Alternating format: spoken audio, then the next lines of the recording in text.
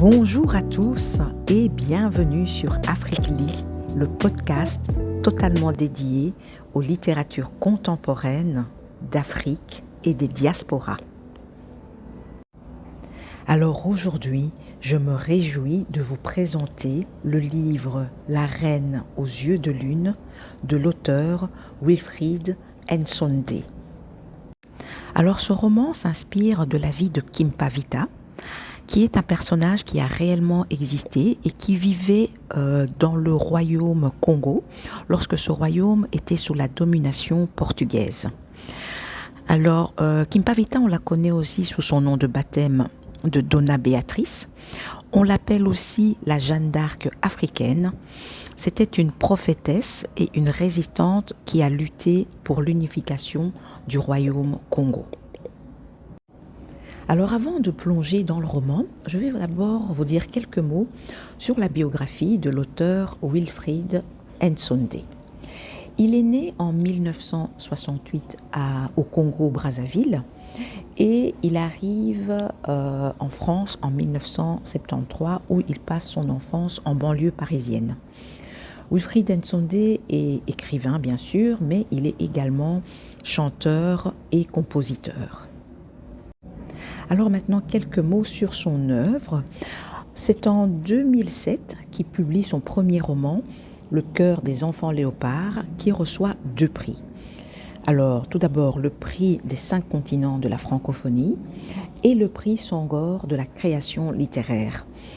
Et je me rappelle très bien, il y a presque 20 ans maintenant, parce que c'était en 2007 que Wilfrid Nsondé a reçu le prix des 5 continents. Et je me rappelle d'avoir assisté à cette cérémonie qui était très émouvante parce que Wilfrid Nsondé était vraiment rempli d'émotions.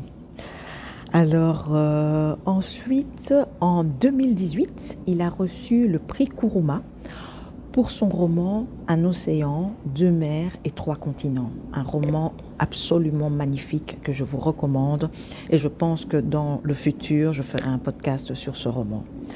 Au total, il a reçu une 15aine de prix pour l'ensemble de son œuvre. Mais oui, je prévois vraiment dans le futur faire un podcast plus long sur l'œuvre de Wilfrid Nsondé parce que vraiment, moi j'ai lu 4 de ses romans et j'ai adoré. Et maintenant, nous allons plonger dans le roman La Reine aux yeux de lune. Alors, c'est un roman qui est paru en 2023 et l'histoire commence en 1685 au royaume Congo, qui est alors sous occupation portugaise. Et le royaume Congo correspond aujourd'hui à une partie de l'Angola, une partie des 2 Congos et du Gabon. Et cette année-là, 2 jumelles vont venir au monde. Et malheureusement, l'une d'elles ne va pas survivre. Et celle qui reste en vie sera nommée Kimpavita. Alors là, je vais vous partager un petit extrait qui explique pourquoi on l'a nommée ainsi. La coucheuse me nomma Kimpa pour rappeler que j'étais l'aînée d'une double grossesse et Vita en témoignage de la lutte acharnée que j'avais menée pour rester en vie. Kimpavita, la jumelle née de la guerre. Alors malheureusement aussi, lorsque Kimpavita vient au monde, sa mère meurt et elle sera alors éduquée par la doyenne de la capitale du royaume Congo, donc la doyenne de la ville de Sao Salvador. Et donc là, au début du roman, on va voir Kimpavita être éduquée et être entourée. Et un jour, les Portugais vont mettre une nouvelle politique en place. En fait, des policiers et des officiers sont allés dans la ville de Sao Salvador, pour recruter des jeunes ados prometteurs. Donc, c'est au moment où Kimpavita devient adolescente. Donc, ces Portugais recrutaient ces jeunes adolescents. Pourquoi ? Mais pour les scolariser dans des établissements religieux à Luanda. Et évidemment, il y a eu des résistances, il y a eu des adolescents qui refusaient. Ceux qui refusaient, ils étaient simplement embarqués de force. Je vais vous partager un petit extrait.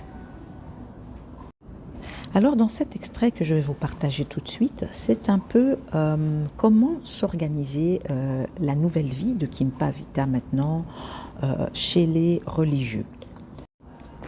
Nous étudions soit le matin, soit l'après-midi.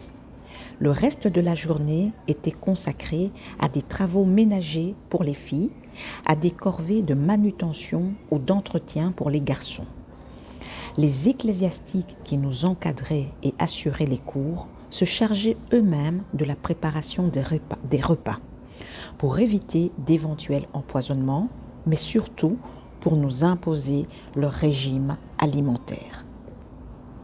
Nous déjeunions et dînions tous ensemble, en silence, dans un vaste réfectoire, puis nous nous retirions dans nos cellules individuelles, exiguës, à la nuit tombée, pour n'en ressortir qu'à l'aube.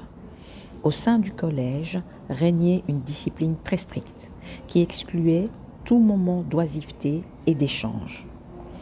Nous étions cantonnés en un espace clos, cloîtrés en une enclave européenne dans notre propre pays.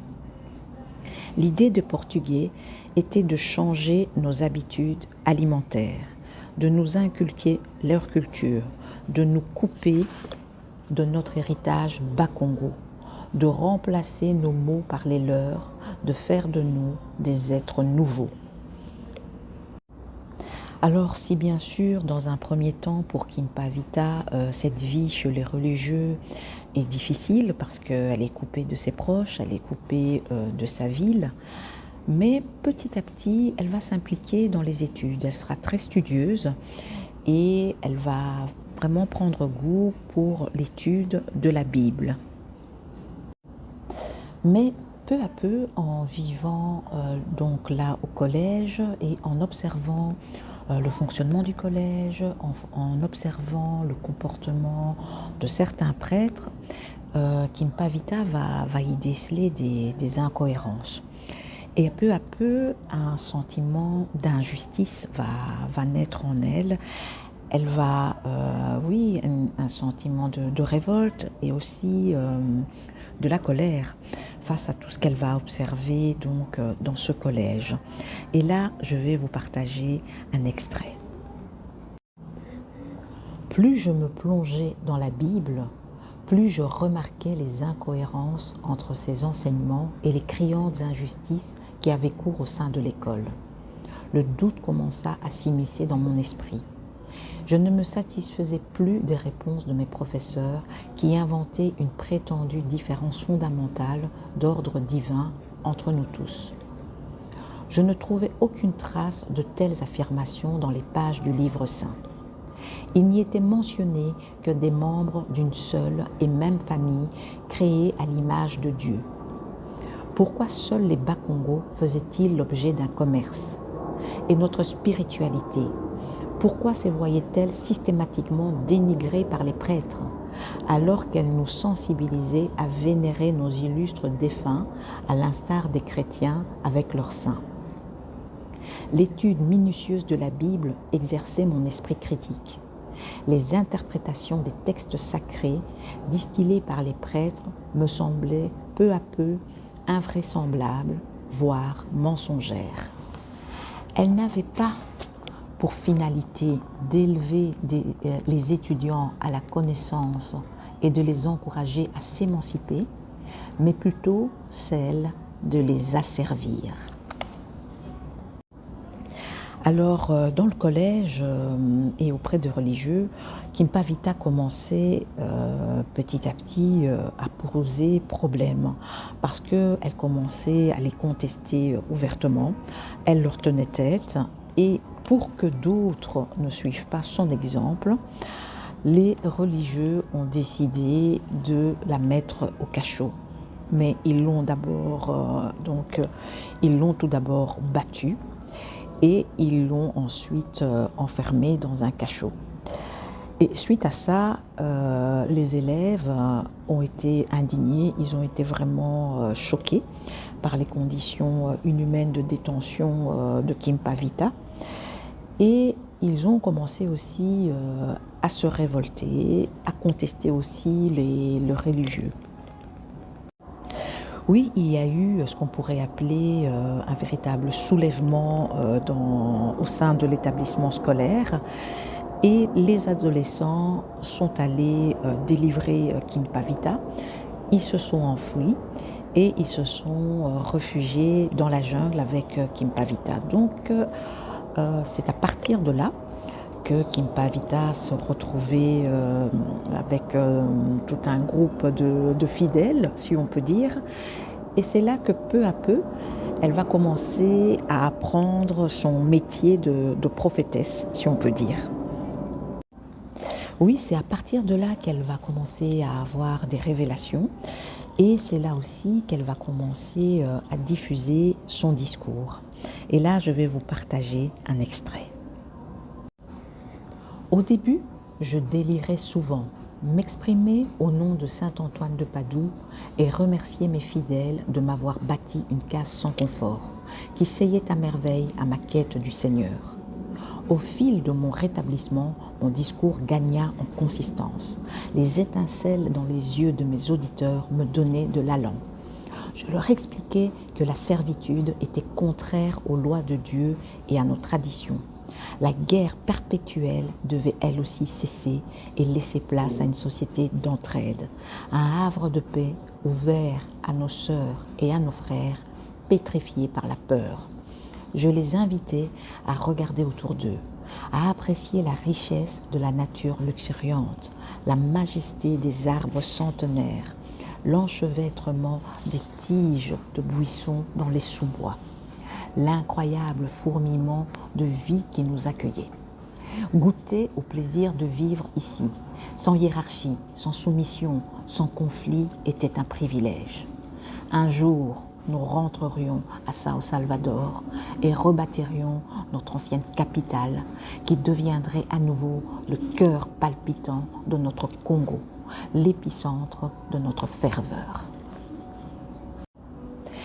Et le mouvement de Kim Pavita prenait vraiment de l'ampleur et le nombre de fidèles grandissait.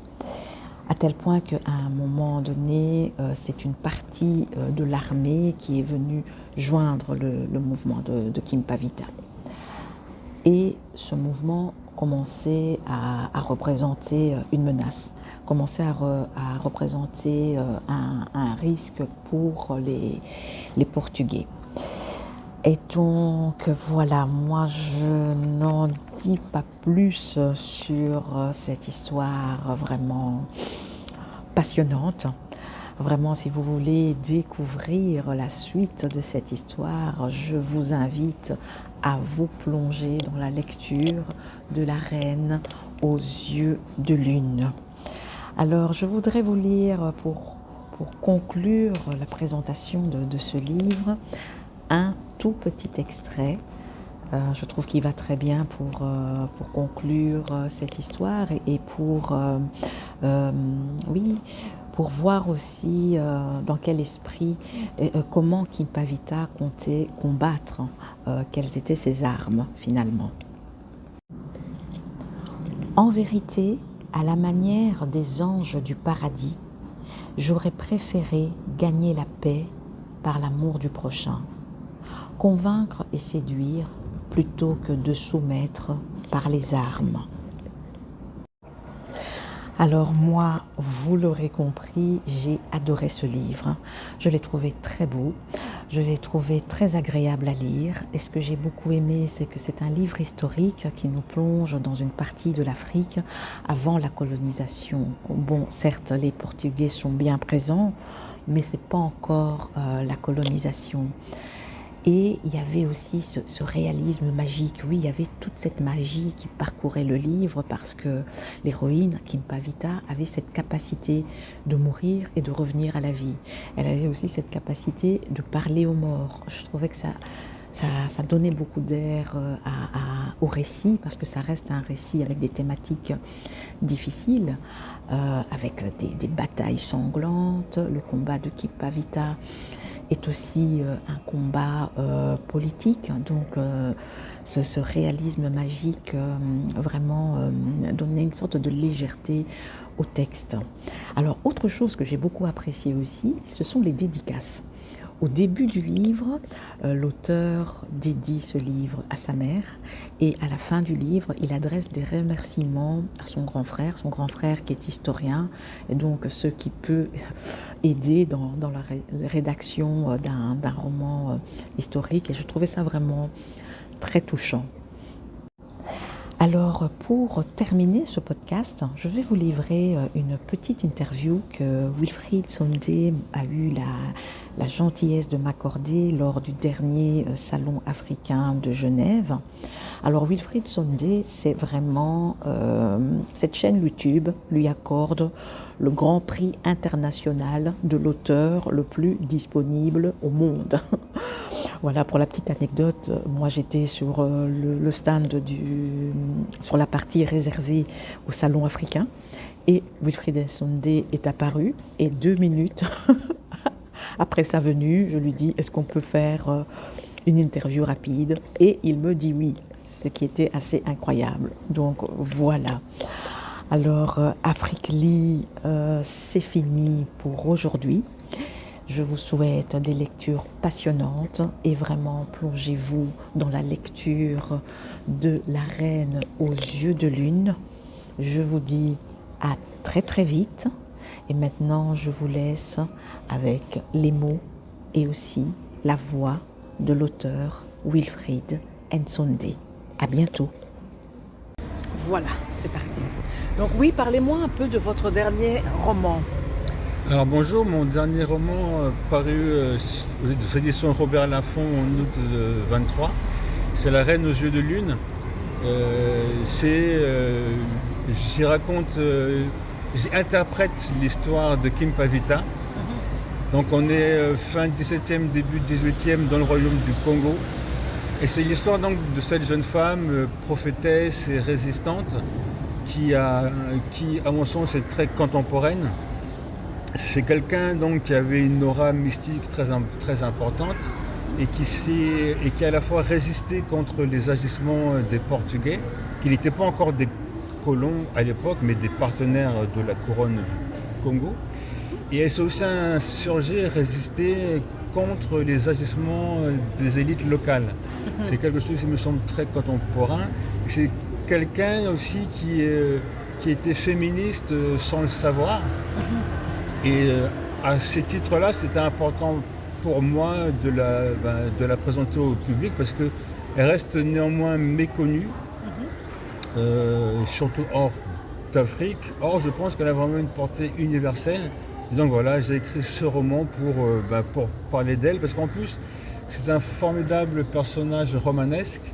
C'est quelqu'un qui a la lisière de l'invraisemblable, puisque elle mourait le vendredi, s'entretenait avec Dieu, ressuscitait le dimanche.